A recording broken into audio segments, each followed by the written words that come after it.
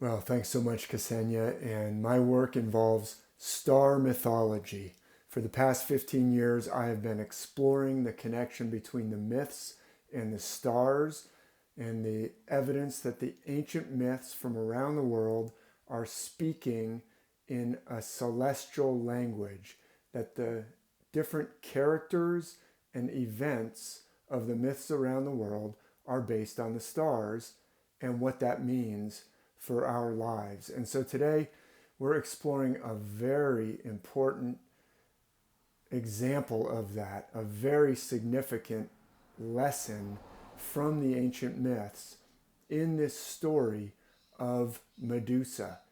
The story of Medusa is very well known, and it has some profound messages for our life. So I'll share my screen in a moment, but I'm going to be showing some evidence that this particular myth is based on the stars, and until we understand that it's based on the stars, we can't really unlock its true profound meaning for our lives. But when we do, it's astonishing. This happens to be one myth where the character in the myth, you may know that Medusa, the quest to bring back the head of Medusa is undertaken by a hero named Perseus. And Perseus happens to be one example in the myths where the constellation Perseus represents the hero Perseus. That isn't always the case in the myths, but in this case, the constellation that still goes by the name Perseus is the hero Perseus in this story.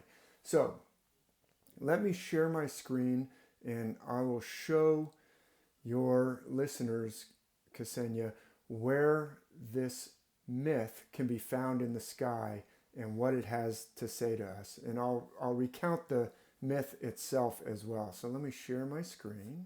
This is a non-ancient statue. I believe this particular statue is from the 1800s, but it is depicting one artist's imagination of this story of Perseus and Medusa. Medusa is one of the most well-known figures in Greek mythology. You may know that she was a beautiful woman who was transformed, and her signature feature of her beauty was her gorgeous hair, and that was transformed into a seething mass of venomous snakes. So she has snakes for hair, and you can see that in this particular statue and in others. It's actually one of the most common subjects for artwork down through the centuries, and we'll see a few examples of that. But I'm going to recount the story first and then relate it to the stars and bring out some messages. So let's talk about who is this hero Perseus. He's a young warrior, a human, but he actually has a divine father. So let's see where he fits in. That's Perseus, obviously, in the statue, and that's Medusa.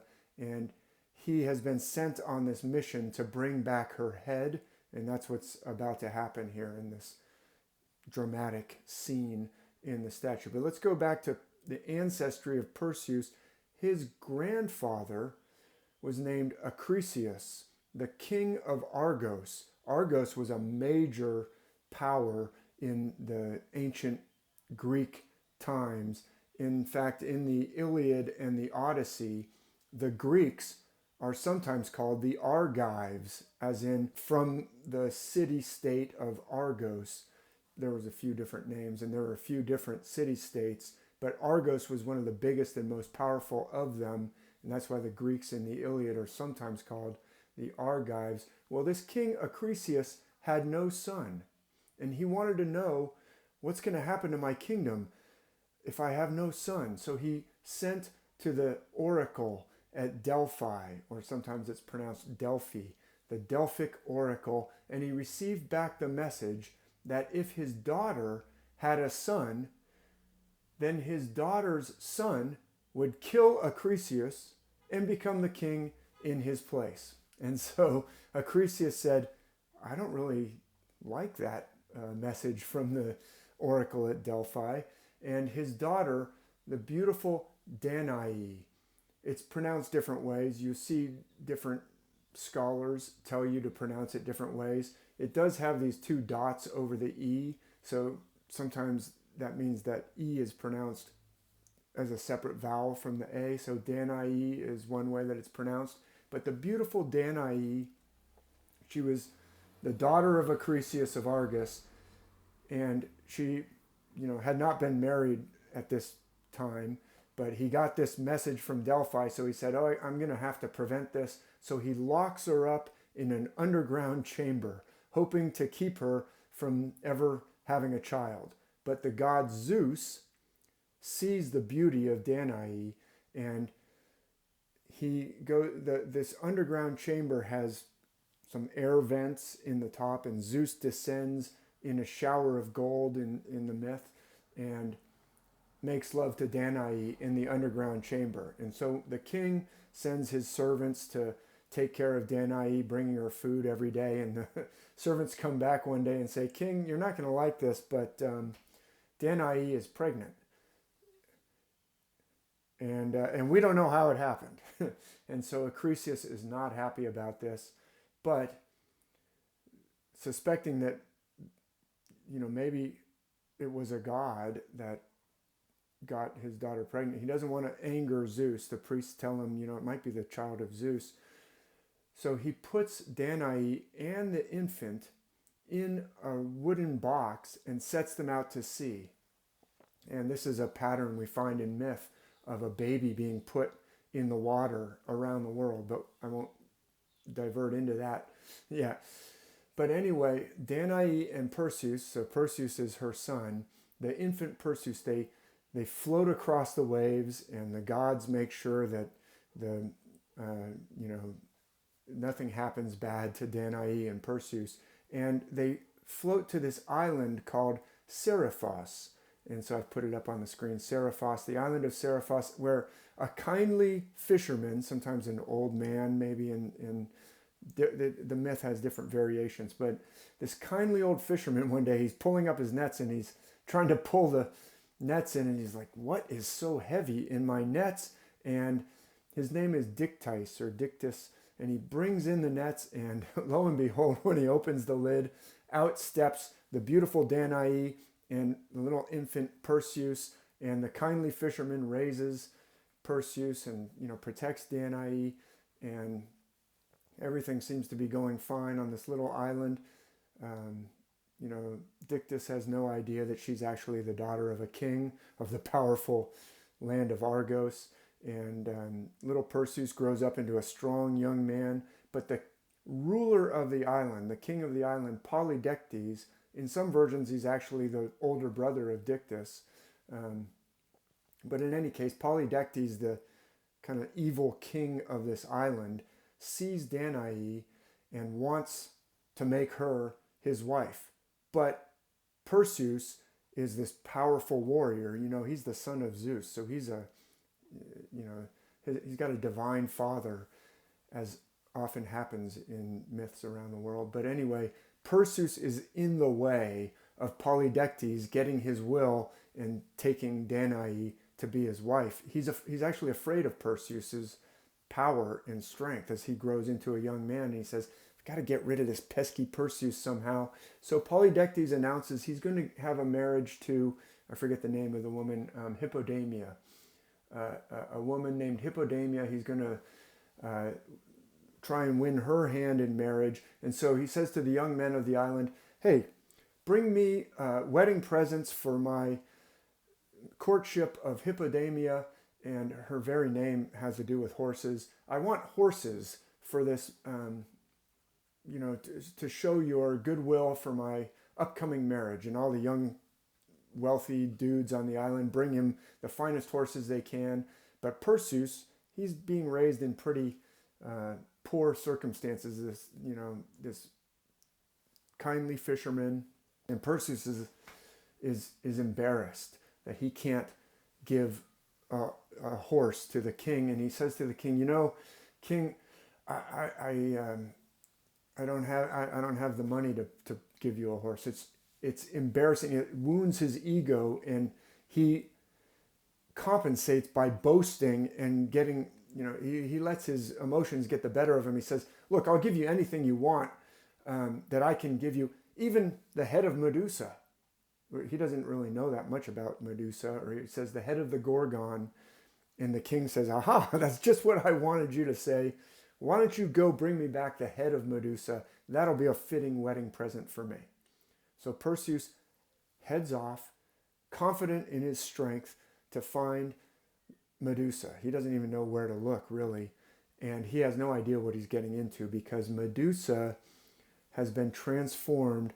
Not only does she have venomous serpents for hair, but her skin is so scaly and strong that you can't cut through it with a normal blade. And her most deadly power, of course, is she can turn you to stone. If she looks at you, or if you look at her, you'll be turned to stone. And so many heroes have gone off to try and fight Medusa, but they all end up basically as crumbling statues on the beach of her lonely island. She's been exiled to this island, and we'll get into that in just a second. But now that I've laid out the characters, let me point out that as he's going along, Perseus, searching here and there for how he's going to find his way to the island of Medusa, is visited by the gods. And he actually listens. It may be that we all have access to this, divine inspiration, but sometimes we don't listen. But Perseus is visited by the goddess Athena and the god Hermes, who the Romans know as Mercury, and I know you talk a lot about Mercury in astrology. Mercury is the messenger of the gods, and they say, Perseus, where are you going? And he says, I'm going to bring back the head of Medusa, just like I promised I would. And they say, you have no idea, do you, what you're getting into? You need some help. She's not an ordinary, quest here. This is not an easy mission that you've signed up for. You're going to need some divine gifts if you're going to be successful. And so one of the things that they give Perseus is the winged sandals of Hermes, or Mercury. They're called the Talaria sandals. If you look up the word Talaria even today, it's the winged sandals of Hermes. It's sometimes, different companies like to use that name Talaria even today to mean something fast or swift. With these sandals, Hermes could not only fly, but it fly as fast as the birds or fly as fast as thought. And they also give him a helmet. This artist has imagined it to be kind of this ornate helmet, but in some cases it's the helmet of Pluto or the helmet of Hades, of invisibility. They also have to give him a special sword to be able to cut off her head. We'll talk about some of the other gifts, but the most important one, Athena gives Perseus her shield, and it's shined to a mirror polish so that it reflects just like a mirror, and he can use the shield to look at the shield and not look directly at Medusa. When he cuts off her head, this artist didn't quite do it correctly. He's supposed to be looking the other way.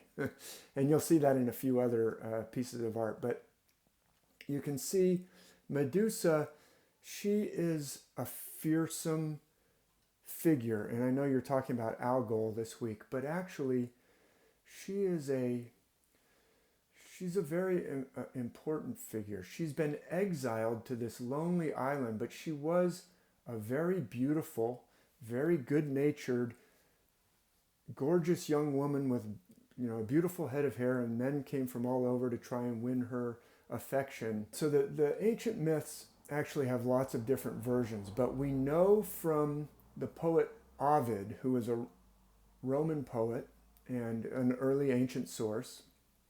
There's lots of different surviving fragments of this tale, but Ovid tells us that she, the beautiful Medusa, was violated in the temple of Athena by, he says, the dark-haired god, meaning Poseidon, the god of the sea, Neptune, rapes Medusa. And Athena, it says, in order to punish this deed, or to you know, to deal with this affront of the rape of Medusa in the temple of Athena, Athena turns Medusa into this horrible monster. And that that might not be what you were expecting, right? But and Athena, she springs full grown from the head of Zeus. So you're right. Technically, Poseidon, she is a daughter of Zeus, and so Poseidon would be her older, more powerful uncle. And but you see, the myths are not demonstrating to us what is fair. What they're demonstrating to us is what is actually our situation and condition in this life. That's right. And so when Medusa is raped, what happens is she becomes an exile. She becomes a monster. She becomes toxic. She has venomous hair and a toxic gaze that turns others to stone. And she actually has to go live on a lonely island so far away that Perseus doesn't even know where to find her. And the gods say, in order to find out where she is, you're going to have to go to you're going to have to go through these different obstacles and ask the Grey sisters. And there's this whole long thing, but he finally does find where she is. I won't go, people can go read about it. But the point is, she's in exile. Psychologically, when we have trauma or this violation, this is a depiction of an exile. There's a psychologist named Dr. Richard Schwartz who talks about our inner parts, especially our most innocent and childlike parts, will often bear that burden, that toxic burden, for the team.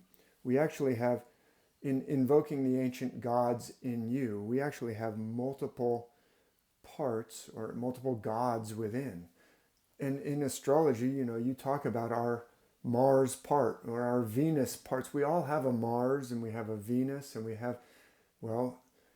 may also have an exiled part like Medusa that is toxic, and the other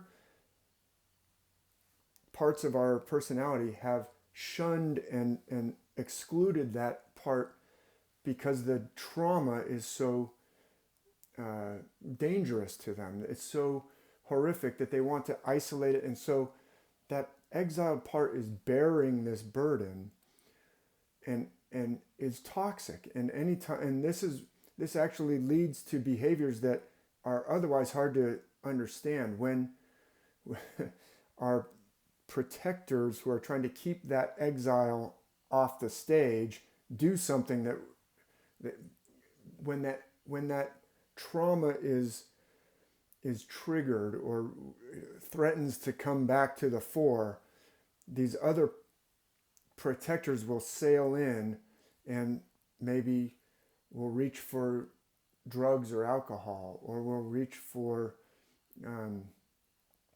will explode in fits of rage that are actually a little bit inexplicable to people around us. Like, what? How did you get so triggered? Like, what's the big deal? It's not the thing that set you off. Yeah, that's right. The thing that set you off was that exile coming up with it. Something reminded you of that way that you felt, the way that you felt damaged. Okay, so I won't go into it too deeply here, but the point is that modern cutting edge healers and psychologists are talking. They're not talking in the language that I'm describing of Medusa, but Dr. Richard Schwartz has discovered this pattern that goes on inside of us, and he calls it internal family, the internal family, just like the gods and goddesses are a family. And I'm pointing out that the myth of Medusa is very much exhibiting the fact that the ancients, they're describing this exiling and this toxicity that modern cutting-edge healers are describing in a different language the myths are portraying it for us, and we can learn something very powerful from this. So let me just continue with I'll just continue with the story. So here's an ancient vase. Can you see it? Can you see the whole vase there? Is it on your screen? Okay, perfect. So you can see that here we have Perseus. Obviously, he's wearing the winged sandals there, and he's looking away from Medusa. He's actually looking over to the goddess Athena. She's wearing her helmet, and she's carrying a spear. We know this; these are the marks of the goddess Athena. Perseus is wearing his helmet of invisibility, but he's looking away as he is going to cut off the head of Medusa. That's Medusa. What's striking to me about this vase is Medusa here does not have serpentine heads. She's actually looks like a normal young woman. And it's actually suggesting that this whole thing is psychological. It's not that she really got toxic hair. It's psychological. But let me move on. I'll bring it up here a little bit bigger just so that people can see it. But I'll show you another one. This is showing from a different vase. Again, Perseus is looking away. Now, he happens to be looking kind of towards Medusa, but he's that's right, he's not looking at the head. He has cut off her head. Athena is there behind Medusa. She's got her helmet and spear. But notice, the gods don't do it for Perseus. They give him the gifts that he needs to deal with this toxic, monstrous Medusa, but he still has to do it himself. They don't go slay Medusa for him. They give him the gifts, and if he listens to divine inspiration and uses the gifts from heaven, then he can be successful in this seemingly impossible mission. But I just want to point out a couple of things. I didn't tell you the name of the sword that he is given is a hooked sword. It has a special name, the Harpe sword. This is important for the stars that I'm going to show you in a minute. But the hooked sword of Perseus, it's shown in different ancient artwork. And also there's this bag that he can put the toxic head of Medusa in. That bag, you can see it slung around his shoulder to where her head is almost on his hip. Can you see? It's like a satchel or sometimes it's described as a wallet, but it's like a leather purse or pouch. And its name in ancient Greek, it was called the Kibisis bag. And he had to get that special bag because otherwise to put the toxic, dangerous, venomous snakes in, he couldn't even touch the bag. He would die. So he had to get this special bag. But it's important to see where the head is on his hip there, because now I'm going to show you some celestial interpretations. The Harpe sword, the Kibisis bag, I'll just point that out to you. But before I go to the stars, I'll just finish up with a few more details of this story that are also very important as you're talking about Algol, to your listeners and explaining the importance of Algol. So Algol is associated with the head of Medusa. I think you explained that. Algol it's from Arabic Ras al-Ghul, the head of the demon or the ghoul. In fact, it's interesting, there's some ancient texts that describe the sounds of the Gorgons as being a, quote, ghoulish whistling. That's how it's translated into English, which is interesting. But notice when Perseus cuts off the head of Medusa, not many people are familiar with this part of the story, but actually two figures leap out of the neck of Medusa. When she's slain, this youth named Chrysaor, which basically means golden sword or golden one, and the winged horse, Pegasus. And you can see them jumping out of the neck of Medusa on this ancient vase. It's fairly rare to find an ancient vase that shows this, but here you can see, there she is with her wings. Her head has been cut off, and coming out of her neck on the left is Chrysaor as we look at it, and on the right is Pegasus. So focus in on Pegasus. Here's a more modern painting by an artist. I really like this artist's series on Perseus and Medusa. This artist's name is Edward Burne-Jones. He lived from 1833 to 1898, and he did a whole series of paintings. I'll show you another one in just a minute, but you can see he's even written in his painting, Medusa is, and then, yeah, there's Chrysaor, there's Pegasus, and Perseus. So you can also see the head of Medusa. He's holding it up just in front of Pegasus on the very far right edge of your screen, if you can see that. So it's important to note Pegasus coming out of the neck. You can even see like one hoof looks like it's still in the neck of Medusa. Well, why is that? We'll come to that in a moment, but let me just finish off the story.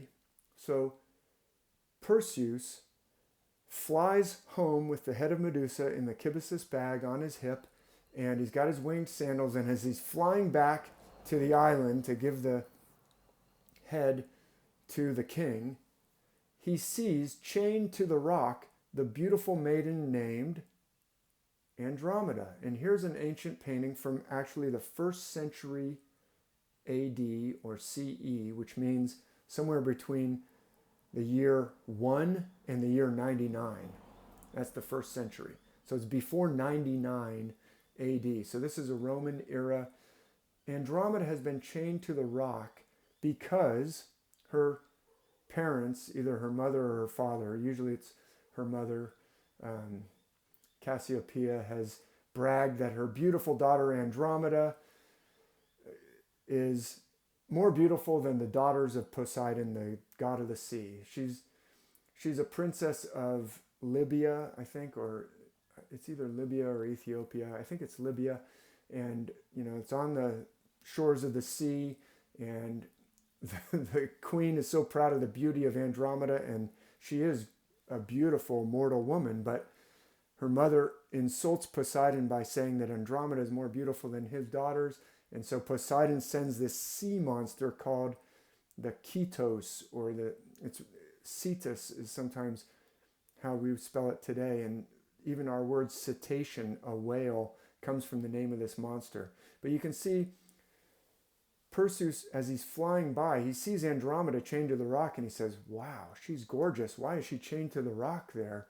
I'm going to fly down and see what's going on. And just at the time as he's flying past, the Ketos, the sea monster sent by Poseidon, is coming up out of the water. See, the monster has been terrorizing the people of this kingdom and devouring them. And the king and queen are at a loss of how to stop the sea monster. And the priests tell the king and the queen, well, the sea monster is not going to stop devouring your people until you chain Andromeda to the rock and let the sea monster devour her, and then Poseidon will be appeased and you'll have your kingdom back. And they don't want to do that, but the sea monster keeps devouring their people, and so finally they chain Andromeda to the rock. So here comes the sea monster to devour Andromeda, and Perseus flies by, and what do you think's going to happen?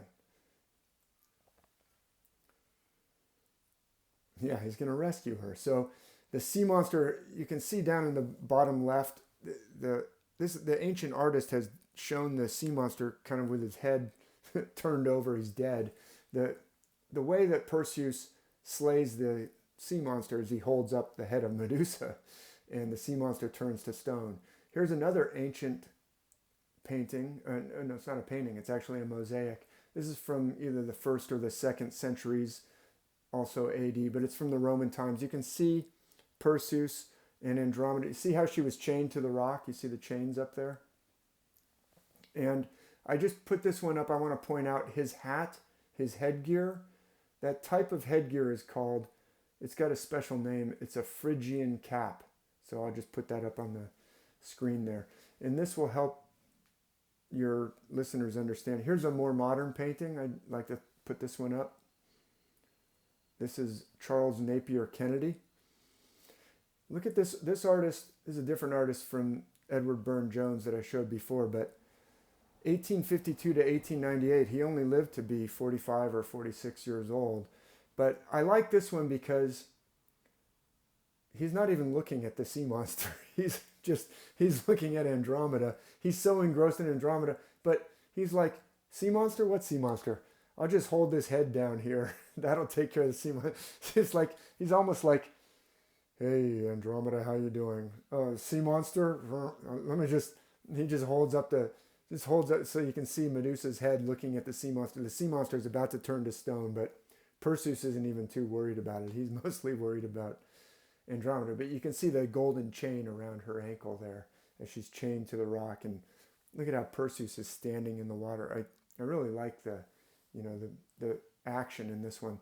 But I also really like this one. Edward Burne-Jones, that's who we saw a little earlier, is doing a little bit more of a symbolic or psychological type of painting. But there's Andromeda chained to the rock, and here comes Perseus. He's got, if you look closely, the bag on his arm, the kibisis bag, but he's already slain the monster. There's a different one where, if you want to look up Edward Burne-Jones, you can see the whole series of paintings. But this is Perseus and Andromeda, and guess what? They're going to fall in love at first sight, and he's rescued her, and he goes to the king and queen and says, hey, I've slain the sea monster, I've rescued your daughter. And she says, hey, do you think I might be able to marry Perseus? And her mom says, I don't know, what do you think? And her dad says, I don't know, Perseus, what do you do for a living? And I'm just kidding.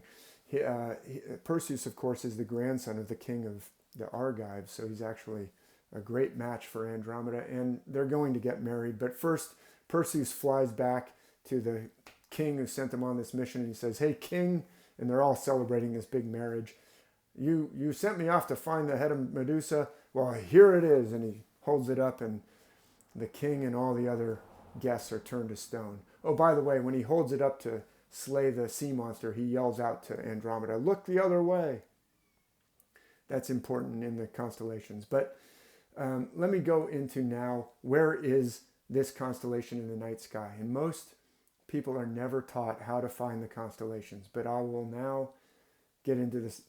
I'll finish up with the constellations that reveal a tremendous, just a truly amazing aspect to this story that, as far as I know, no one's ever written about this before.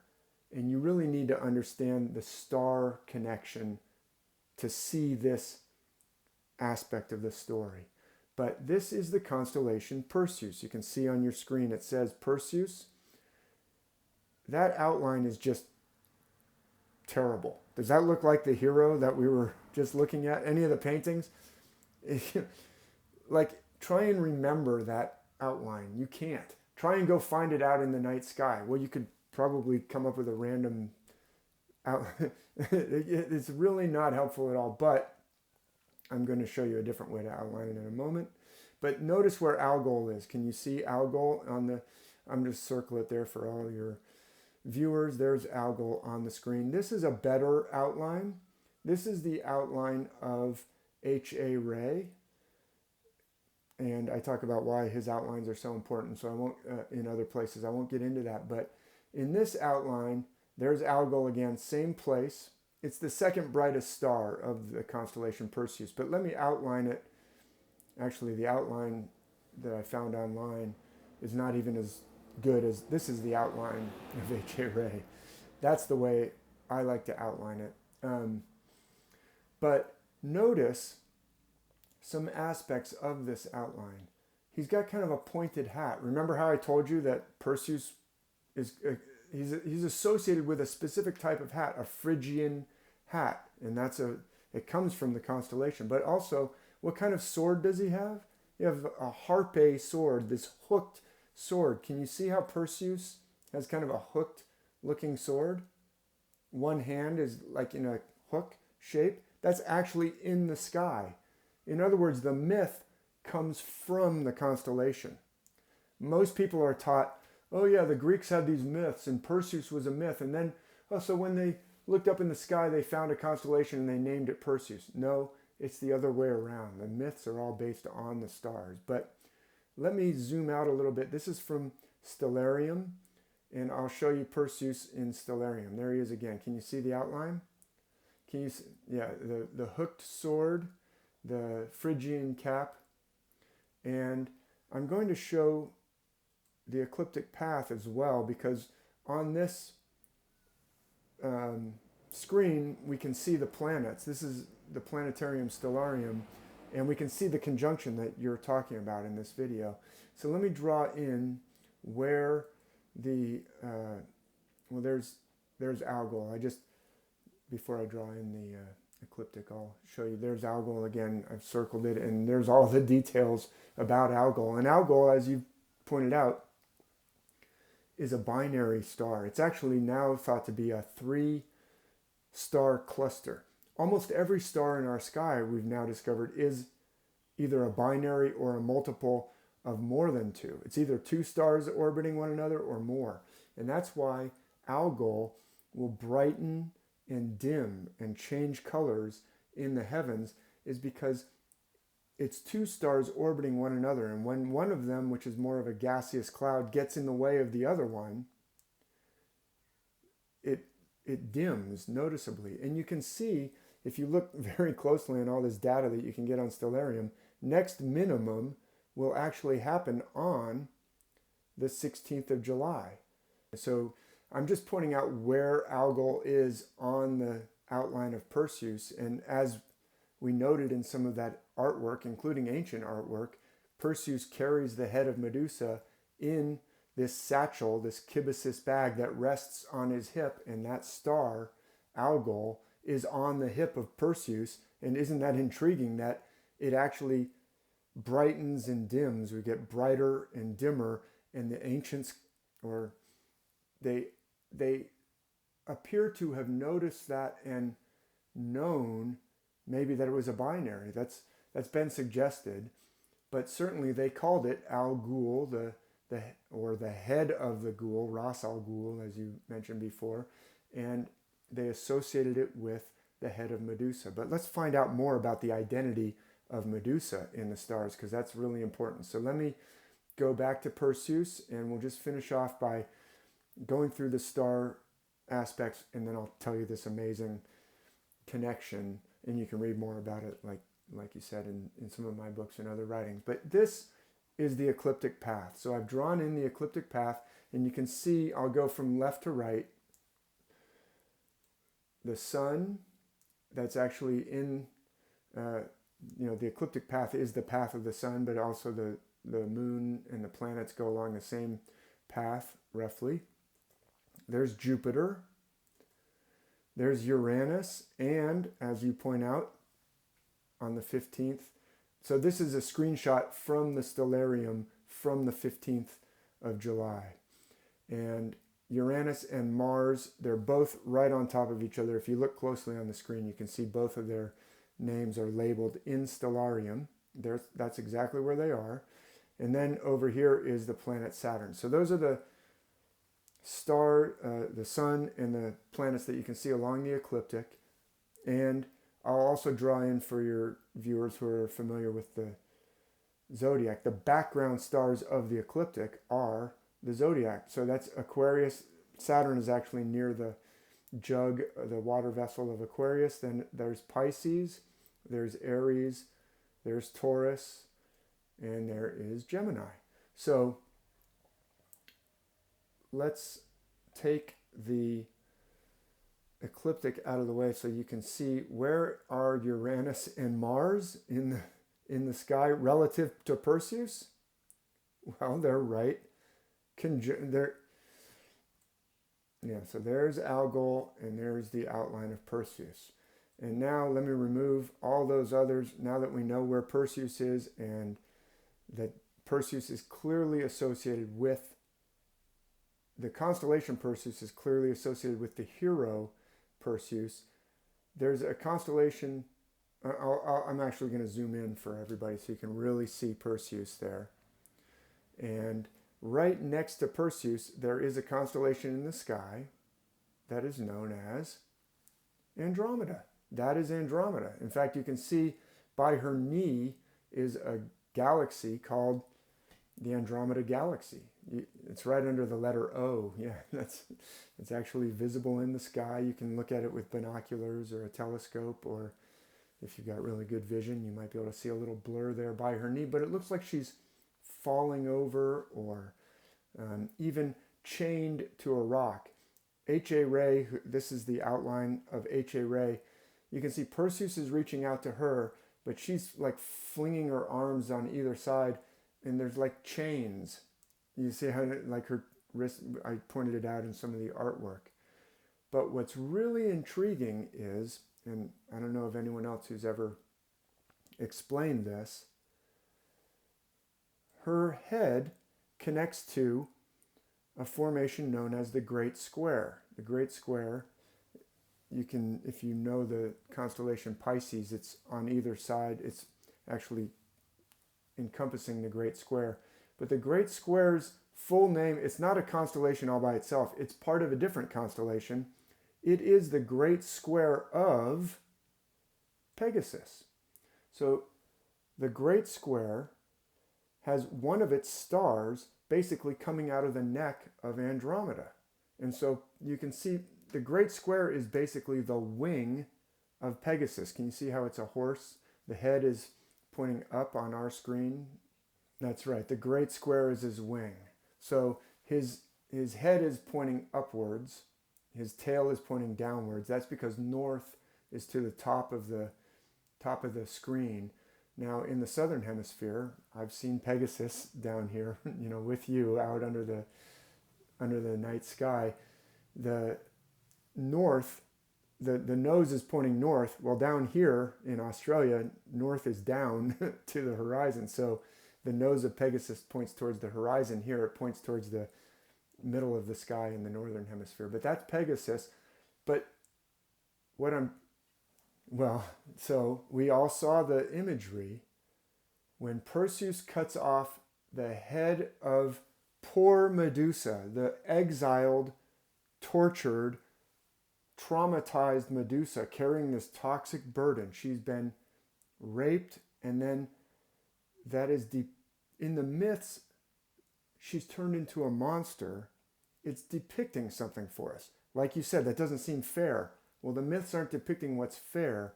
They're depicting what happens. She is in exile, carrying a toxic burden. When Perseus cuts off her head, Pegasus flies out. Well, then who is playing the role of Medusa in the sky? The constellation Andromeda. And then later on, Perseus goes and rescues Andromeda and marries her. In other words, his beautiful bride, Andromeda, is actually Medusa transformed. And that's why I love that picture of Edward Burne-Jones where he's coming around the rock. It's actually called the Rock of Destiny. That's what he titled his painting. But she's looking at him. He's looking at her. That's his soulmate or his bride, but it's Medusa transformed. In other words, the myths are showing us that with the help of the inspiration of the gods, and higher self, the goddess Athena helping him. You saw her in the artwork, the ancient artwork, not doing it for him, but inspiring him. He is able to take on this seemingly impossible task of facing even this toxic exile, his own toxic exile, or her own, this is inside of us. We have these exiles that we're afraid of, or that other parts of our psyche are trying to keep down and keep off the stage, keep on that faraway island. But through the divine self, the higher self, those exiles can be freed of their toxic burdens and transformed into the most important member of our team, in this case Andromeda, our soulmate, our wife, our beloved. It transformed into something incredibly positive, in other words. So the myths are depicting that our exiled, toxic, burden-carrying parts that have been wounded can be transformed and uplifted. And that is a truth that the myths are portraying. this myth is so beautiful. And as you said, I just put the images up, but obviously I talk a lot about it in both of these two books. Myth and Trauma has Perseus holding the head of Medusa on the cover. And then in Invoking the Ancient Gods in You, I go into this whole dynamic in this interior landscape and the gods in you a lot more in Invoking the Ancient Gods in You. And I also, in this course called Recovering, you can find it on my website, Undying Stars. If you go to courses, one of my courses is called Recovering Our Deeper Self. And you can see I've used the image of Perseus and Andromeda in that course itself because it's about this internal dynamic that the myths are describing and illustrating for us. So let me say a little bit more about this new intensive 3-month program that I'm launching. This is the first one starting in July of 2024, and it is entitled Recognizing and Trusting Eternal Self Using Solomon, Joseph, Jesus, Moses, and Greek myth. And it is a course that consists of 3 months of live Zoom meetings with me every 2 weeks. And in between, there's video content and ebook content, workbooks, and things to work on so that we can make the most out of those 2-hour sessions every 2 weeks. So it's a total of 6 2-hour sessions or 12 hours of live Zoom with me, plus additional video content and some workbook content to explore this question of just what is eternal self? Why do I even like to call it eternal self? Where did I get that term? Where does that term come from? What does it mean? What are the ancient myths saying about this eternal self using illustrations from the Bible, Solomon, Joseph, Jesus, Moses, and how do we recognize eternal self? What are the characteristics of eternal self? And then how do we recognize and trust our own eternal self? And it will also incorporate a system where I'll use Greek myth. We'll talk about that, the actual practices that you can use on your own going forward. So I like to use the Mr. Miyagi metaphor. I've used it a lot. And this is very much like signing up for martial arts training for 3 months. You know, in that famous scene where Mr. Miyagi gives the headband to Daniel-san, he says, "This is a symbol. You promise to learn. I promise to teach." It's a symbol of commitment. If you're interested in the star myths, you're interested in astrotheology, well, I'm interested in seeing what you do with that. But that's not really commitment. Oh, well, that person's interested in astrotheology. Are they just dabbling around in it? Are they kind of mixing and matching all different kinds of systems? That doesn't work in the martial arts. I've taken a lot of years in one system, and you can't just dabble and mix and match, I don't believe. The coherent system fits together. It's the same with the star myth system that I'm teaching. If you want to dabble in it, that's fine. If you're interested in it, that's fine. But if you want to commit to it, that's what this 3-month intensive program is. I'm committing to teach you everything that I can about this concept of eternal self within that 3-month intensive program with 6 2-hour Zoom seminars where there's Q&A and time to talk about the material that I give you in between the videos and the workbooks. It's like a course. It's an intensive course. It's like signing up for 3 months of martial arts.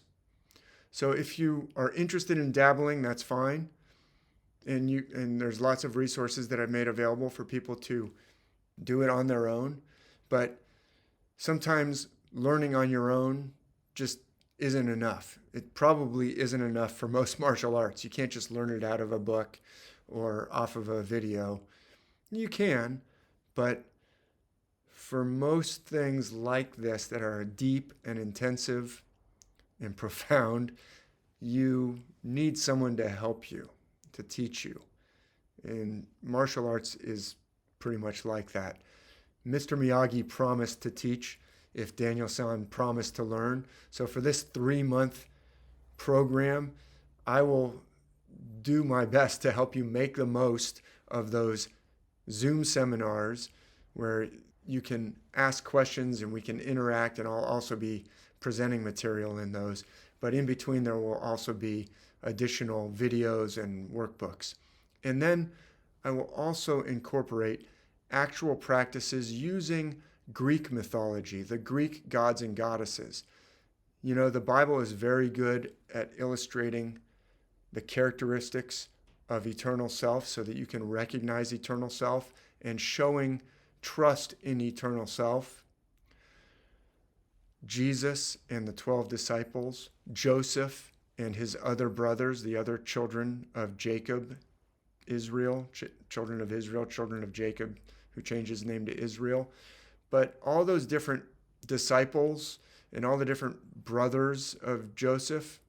Joseph is an eternal self figure. That's why he's mentioned in the course title. Jesus is an eternal self figure, but you don't get as much depth on the different brothers of Joseph or the different disciples the way you do with the gods and goddesses of different systems like ancient Greece, the Norse myths, the myths of ancient India. So in terms of going forward with some actual practices to help you in your walk with trusting eternal self, we will also incorporate some teachings from Greek myth. So that's why this 3-month intensive program is called Recognizing and Trusting Eternal Self, using Solomon, Joseph, Jesus, Moses, and Greek myth.